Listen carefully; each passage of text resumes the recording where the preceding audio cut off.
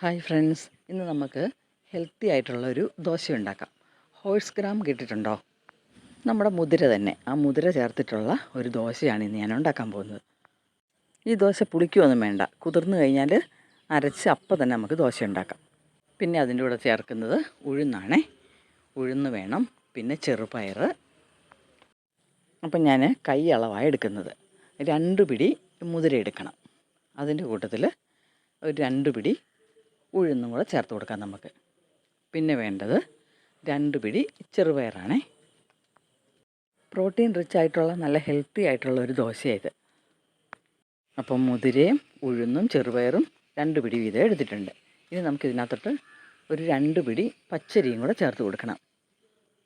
രാത്രി കിടക്കുന്നതിന് മുമ്പ് ഇതെല്ലാം എടുത്ത് നന്നായിട്ട് കഴുകി കുതിർക്കാനിട്ട് കഴിഞ്ഞാൽ രാവിലെ നമുക്ക് ദോശ ഉണ്ടാക്കാം. രാവിലെ അരച്ച ഉടനെ നമുക്ക് ദോശ ഉണ്ടാക്കാമെന്നുള്ള അതിൻ്റെ പ്രത്യേകത. ഇനി നമ്മൾ ഒരു 1/4 ടീസ്പൂണ് ഉലുവയാണ് ചേർത്ത് കൊടുക്കുന്നത്. ഉലുവ നല്ല ഹെൽത്തി അല്ലേ ശരീരത്തിനൊക്കെ. പിന്നെ ദോശയ്ക്ക് നല്ല സോഫ്റ്റ്നെസ് ഉണ്ടാകും. അതുപോലെ ദോശ ചുടുമ്പോൾ നല്ലൊരു മണവും കിട്ടും. ഇത് നന്നായിട്ട് കഴുകിയിട്ടുണ്ട്. അതിൻ്റെ കൂടുതലൊരു 3-4 വറ്റൽമുളകും കൂടെ ചേർത്ത് കൊടുക്കാം.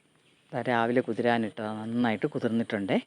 ഇപ്പോൾ 6 മണിയായി. ഞാനിത് അരച്ച് വയ്ക്കാൻ പോവാം. ഏകദേശം 8 മണിക്കൂർ കുതിർന്നിട്ടുണ്ട്, നന്നായിട്ട് കുതിർന്നിട്ടുണ്ട്. ഇനിയിപ്പോൾ ഇത് അരച്ച് വെച്ച് കഴിഞ്ഞാൽ ഞാനൊരു 8-8:30 ആകുമ്പോഴായിരിക്കും ഉണ്ടാക്കുന്നത്. അന്നേരത്തേക്ക് ഇത് ഒന്നും കൂടെ അങ്ങ് നല്ല സോഫ്റ്റ് ആവും.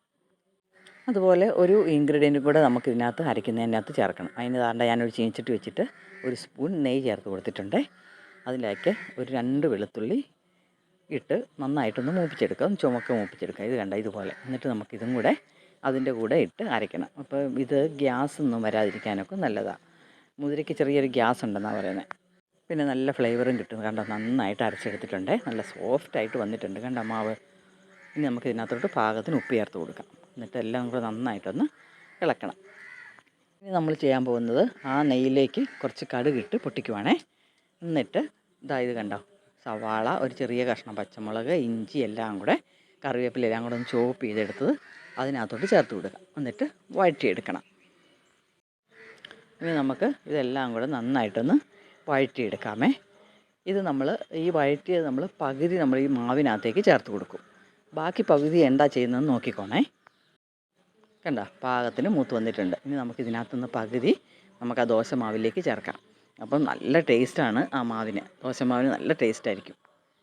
ആ നെയ്യുടെ ഒരു ടേസ്റ്റും പിന്നെ കറിവേപ്പില ഇഞ്ചിയും ഒക്കെ ആണല്ലോ. അപ്പം നല്ലൊരു മണമൊക്കെ വരും.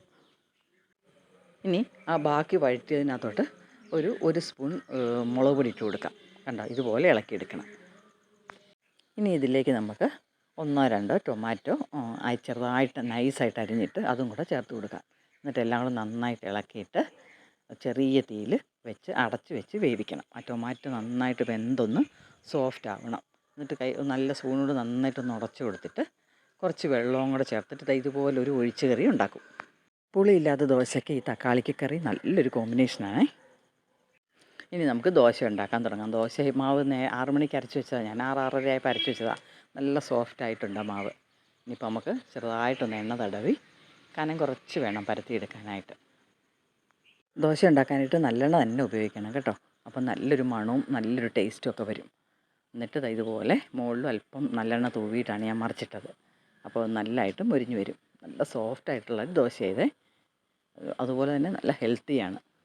പിന്നെ ഒരു കാര്യം മനസ്സിലായത്, ഈ ദോശ 2-3 എണ്ണം കഴിച്ച് കഴിഞ്ഞാൽ നമുക്കൊരു 4 മണിക്കൂറത്തേക്കിന് വിശക്കത്തേയില്ല. അപ്പം നമ്മുടെ തക്കാളി ചട്നി കൂട്ടി ഒന്ന് കഴിച്ച് നോക്കിയാലോ. കണ്ടോ, അടിപൊളിയല്ലേ. അപ്പോൾ എല്ലാവരും ഉണ്ടാക്കി നോക്കിയിട്ട് അഭിപ്രായം പറയണേ.